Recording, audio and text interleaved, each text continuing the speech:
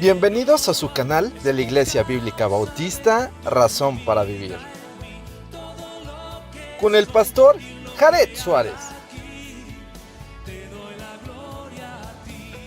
Hola, ¿qué tal? Bienvenidos a su canal de la Iglesia Bíblica Bautista, Razón para Vivir. Nos da mucho gusto que puedan acompañarnos y que juntos podamos ir a través de la palabra de nuestro Dios. Hoy vamos a continuar con nuestro estudio en la segunda carta a Timoteo. La semana pasada nos quedamos en el versículo 8, hoy vamos a continuar con el verso 9 y vamos a leer el texto, vamos a orar y vamos a meditar sobre esto que nos dice la palabra de nuestro Dios. Vamos a orar. Bendito Padre Celestial que moras en todo lugar, gracias porque tenemos tu palabra, la palabra profética más segura en la cual podemos confiar como antorcha que alumbra en la oscuridad. Señor, te rogamos que nos guíes a través de este tiempo, que podamos entender y comprender lo que tú quieres en nuestra vida y que sobre todas las cosas tu nombre sea glorificado. Señor, bendice este tiempo, bendice a las personas, a los hermanos que están viendo este estudio para la gloria tuya y en el nombre de Jesús. Amén. Muy bien, dice aquí la Escritura, quien nos salvó y llamó con llamamiento santo, no conforme a nuestras obras, sino según el propósito suyo y la gracia que nos fue dada en Cristo Jesús antes de los tiempos de los siglos, pero que ahora ha sido manifestada por la aparición de nuestro Salvador Jesucristo, el cual quitó la muerte y sacó a la luz la vida y la inmortalidad por el Evangelio, del constituido predicador, apóstol y maestro de los gentiles, por lo cual asimismo padezco esto, pero no me avergüenzo, porque yo sé a quien he creído y estoy seguro que es poderoso para guardar mi depósito para aquel día. Retén la forma de las sanas palabras que de mí oíste en la fe y amor que es en Cristo Jesús. Guarda el buen depósito por el Espíritu Santo que mora en vosotros. Muy bien, aquí vamos a llegar con el comentario. Y vamos al verso 9. Y si vemos un poco el contexto, el verso 8 dice: por tanto, no te avergüences de dar testimonio de nuestro Señor, ni de mí, preso suyo, sino participa de las aflicciones por el Evangelio según el poder de Dios, quien nos salvó y llamó con llamamiento salvo. Miren lo que dice este texto. Dios nos salvó y llamó con llamamiento santo para que usted y yo pudiésemos comprender las Escrituras y el plan de Dios en nuestra vida para que nos mantuviésemos en esa salvación. ¿Quién nos salvó? Esto nos muestra que la salvación está en un tiempo auristo, continuo, presente, continuo, y no cambia la salvación. No dice nos salvará, no dice nos está salvando, no dice tal vez nos salve, sino que dice que nos salvó. Es decir, una realidad, la salvación en la vida de Pablo y en todo aquel que en él cree. Y después dice, y llamó con llamamiento santo. Y entonces, cuando él dice el llamado de Dios, es un llamado que no tiene nada que esconder, es transparente, es santo, y recuerde que la palabra agios para santo es apartado, y en este caso del pecado, no conforme a nuestras obras.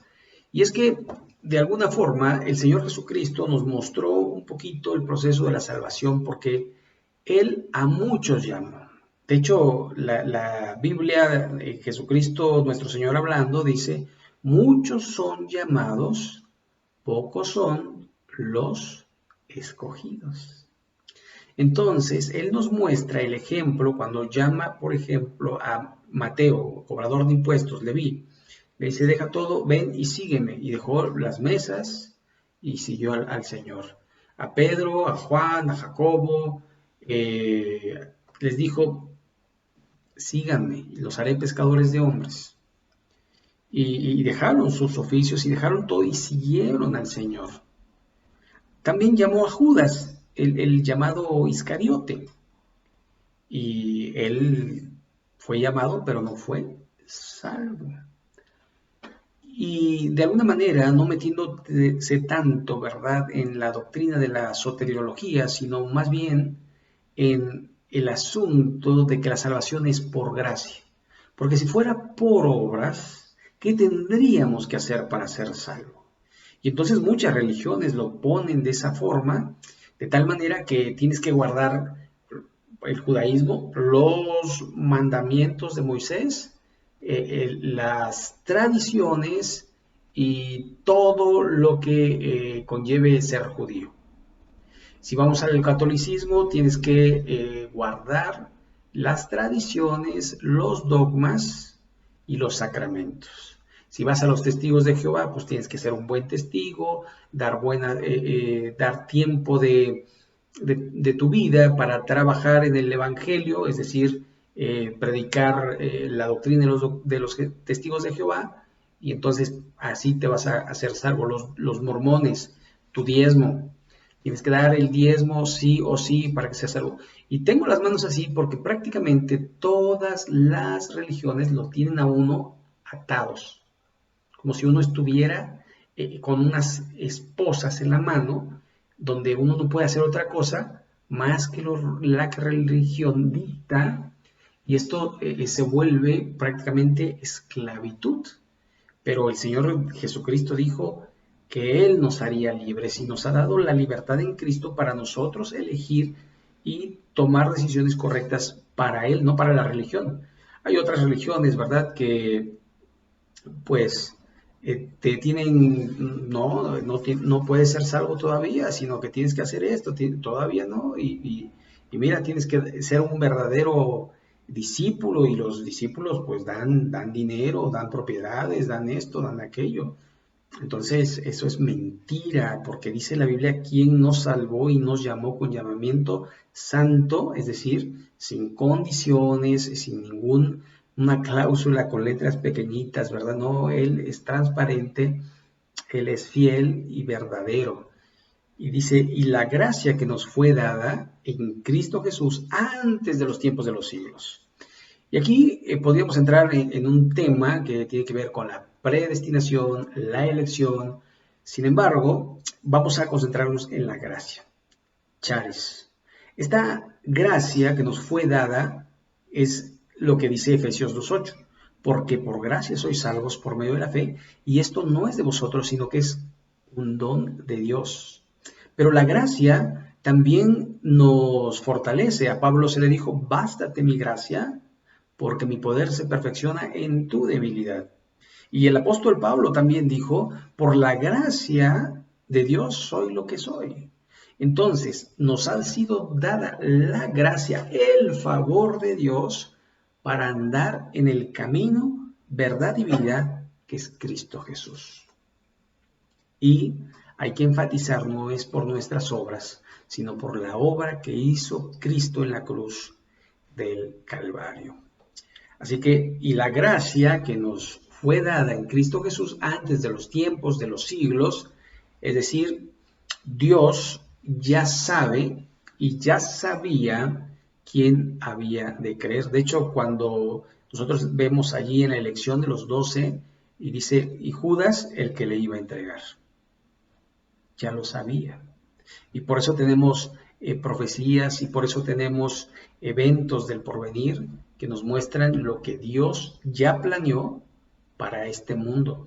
Y por eso a la iglesia se nos ha dado ese plan de gracia, porque estamos en la dispensación de la gracia, donde somos salvos solo por creer.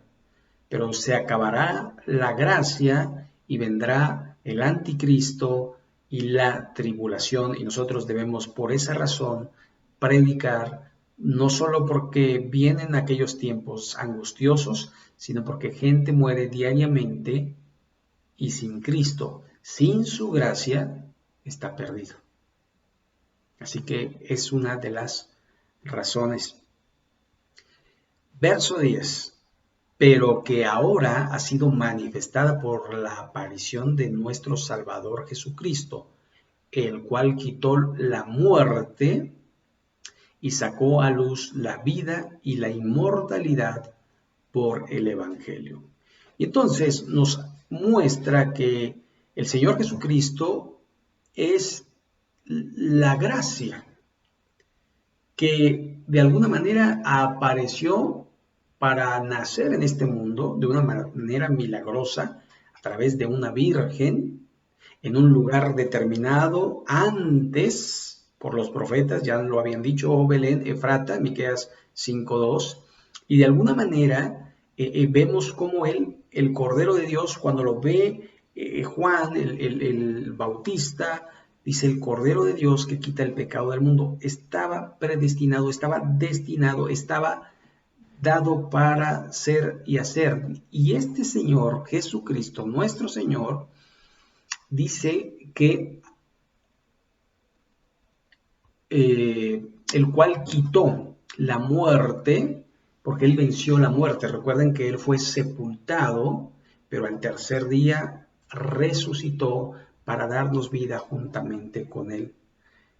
Y por esta razón, de alguna manera, nosotros estamos confiados en la obra de Cristo, porque si Él resucitó, nosotros también resucitaremos. Y esa es nuestra esperanza.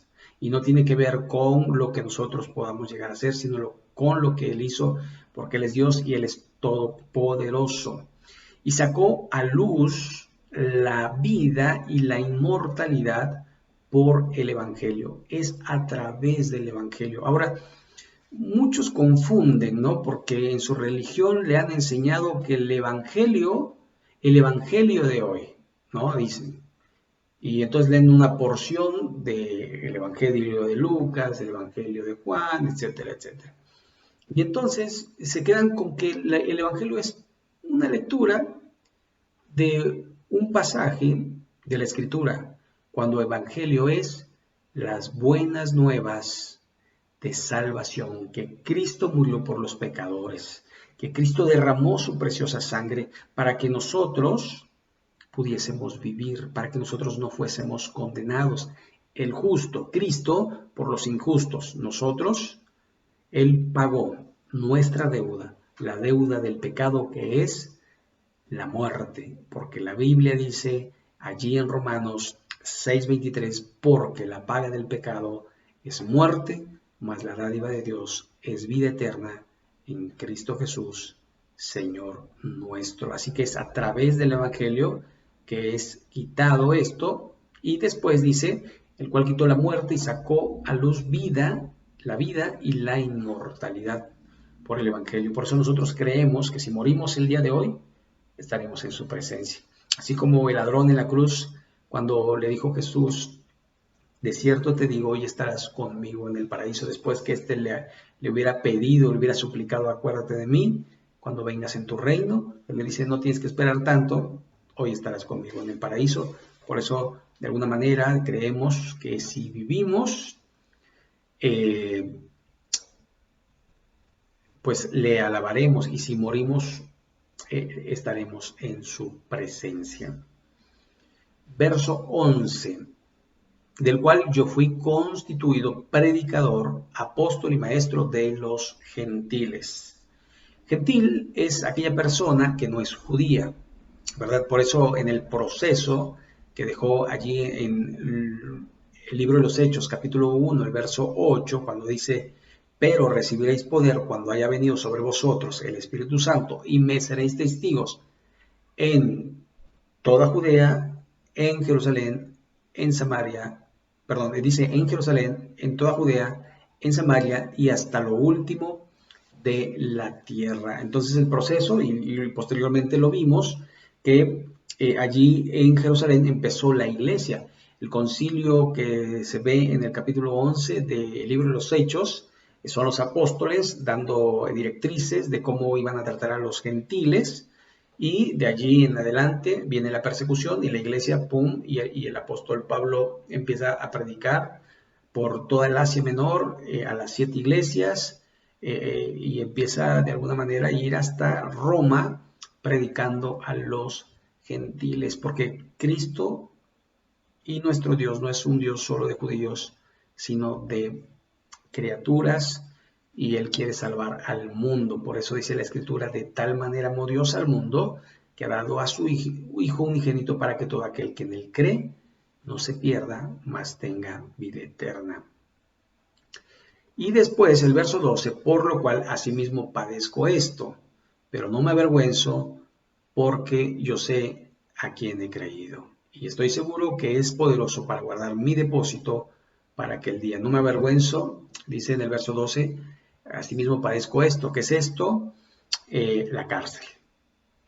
El apóstol había sido apresado y estaba en la cárcel, y realmente estar en la cárcel es vergonzoso, pero él estaba en la cárcel por una razón justa, verdadera, loable, y por eso él podía levantar la cabeza y decir: estoy haciendo lo correcto y estoy haciendo la voluntad de Dios, y por eso no me avergüenzo. Aquel día prácticamente se recuerda, es aquel día cuando el Señor pues lo tenga en su presencia. Retén la forma de las sanas palabras, esto es sumamente importante. Esto es la doctrina. Lo que se te ha dicho, lo que oíste, eso es lo que tienes que hablar.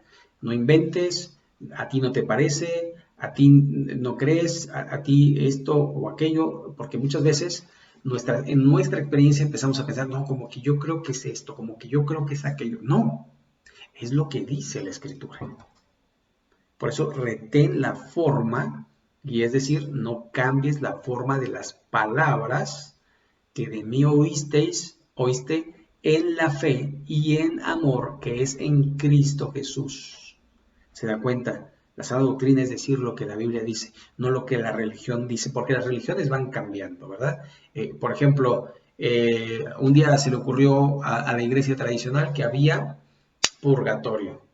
Y otros tiempos, hace poco, ¿verdad? Con Juan Pablo II, ya no resulta que ya no hay ni purgatorio ni limbo. Y entonces las religiones van cambiando, pero Cristo no cambia, porque Cristo es el mismo ayer, hoy y siempre. Así que debemos de saber esto, y por eso debemos de creer la palabra, la Biblia, porque en ningún otro hay salvación, sino en el nombre de Jesús, y eso lo aprendemos a través de la Biblia. Y bueno, si hablamos de religión, la religión le va a decir: espérate, si es Jesús, más la religión. Y no es así, es lo que dice nuestro Señor. Muy bien. Dice el verso 14, y con este vamos a terminar: guarda el buen depósito por el Espíritu Santo que mora en vosotros.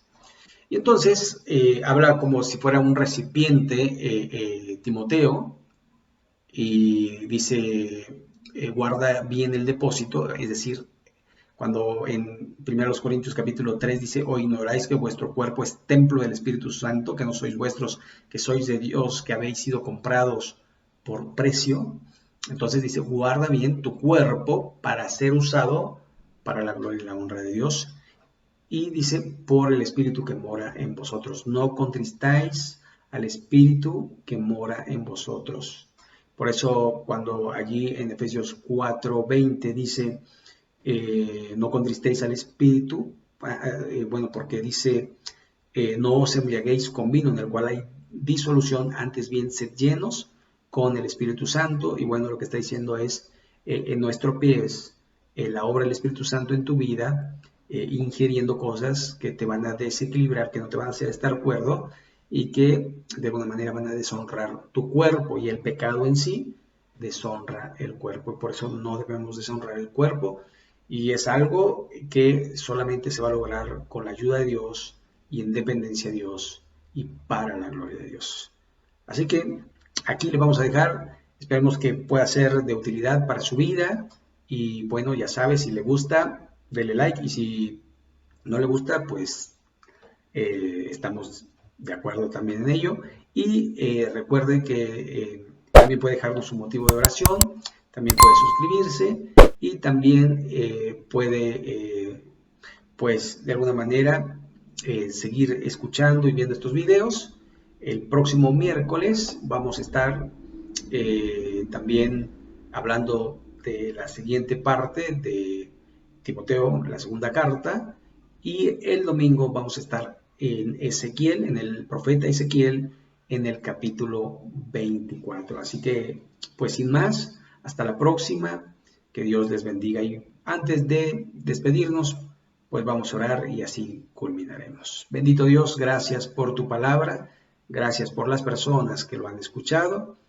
Bendícelas, guíalas y ayúdalas a reconocer que es por la fe en Cristo Jesús y que la fe viene por el oír y el oír de la palabra de Dios. Bendice, Señor, tu palabra, bendícenos y ayúdanos a hacer bendición. Te lo pedimos en el nombre de Jesucristo. Amén. Hasta la próxima. Gracias.